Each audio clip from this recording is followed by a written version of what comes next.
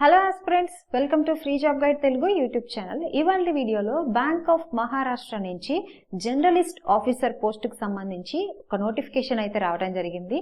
So ఈ notification సంబంధించినటువంటి పూర్తి వివరాలు ఏవైతే ఉన్నాయో వాటన్నిటి గురించి మనం ఈ వీడియోలో తెలుసుకోబోతున్నాం.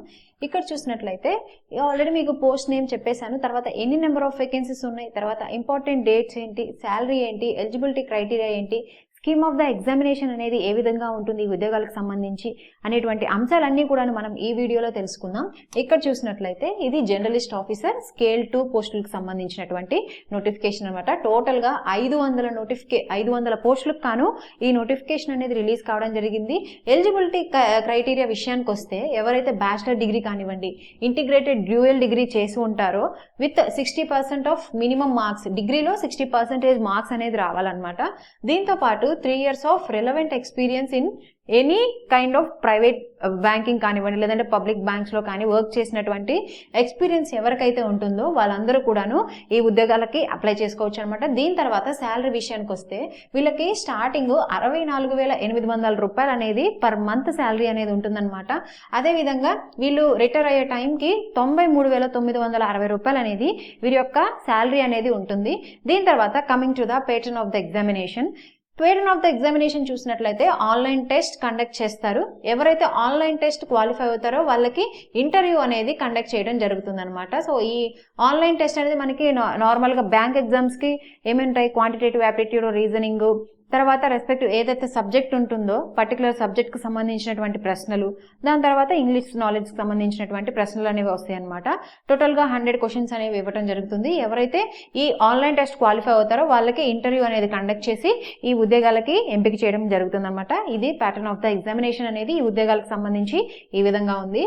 Now coming to the age విషయానికి వస్తే మినిమం 22 years ఉండాలి, మాక్సిమం 35 years అనేది ఉండాలన్నమాట. సో దీంతో పాటు రెస్పెక్టివ్ ఏజ్ రిలాక్సేషన్స్ అనేవి ఇచ్చారు గవర్నమెంట్ ఆఫ్ ఇండియా రూల్స్ ప్రకారం. ఎవరైతే ఓబీసీలు ఉంటారో వాళ్ళకి 3 years ఆఫ్ ఏజ్ రిలాక్సేషన్, అదేవిధంగా ఎస్సీ ఎస్టీలు ఉంటారో వాళ్ళకి 5 years ఆఫ్ ఏజ్ రిలాక్సేషన్ ఇచ్చారు. తర్వాత పీడబ్ల్యూడీ క్యాండిడేట్స్ ఎవరైతే ఉన్నారో వాళ్ళకి 10 to 15 years of age relaxation అనేది ఇవ్వటం జరిగిందనమాట.